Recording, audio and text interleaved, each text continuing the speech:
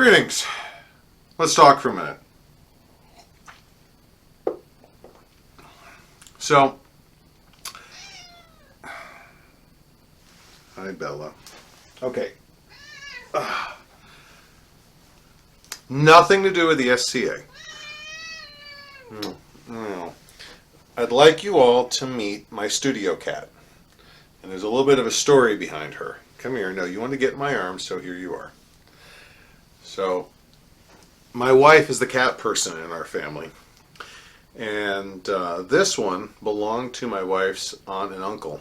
And when my uncle passed away, she became, on top of being very demanding, she became kind of unmanageable with my wife's aunt and her remaining cat.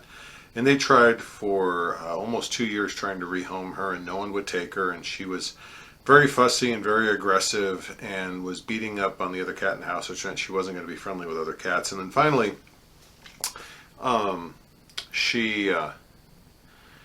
wife's aunt said, okay, we're just going to take her to a shelter, which where she lives are kill shelters.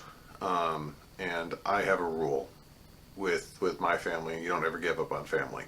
And our pets are our family. And the moment I heard that, no one was more surprised to my reaction than my wife was, and I was a close second. I just said, call your aunt, tell her we'll take her. Now, we already had 5 cats at the time. This would have been 6. And we already know she doesn't do well with other cats, so we brought her in, and she, I think she spent a week hiding under the bed. And then she spent a week hiding in the corner of my old office in our old house.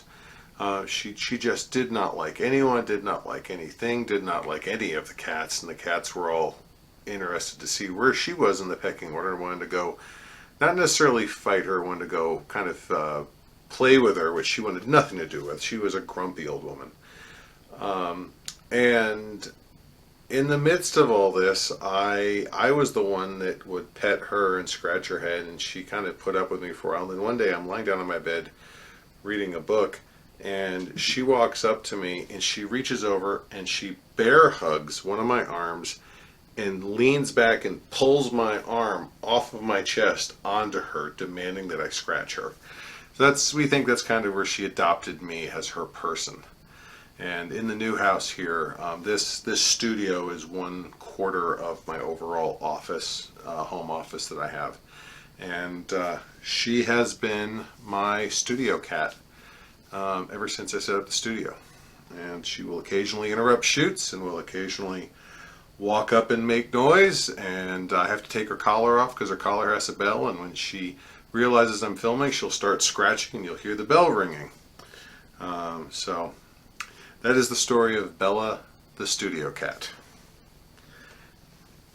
We'll see you all next time. Goodbye and God bless.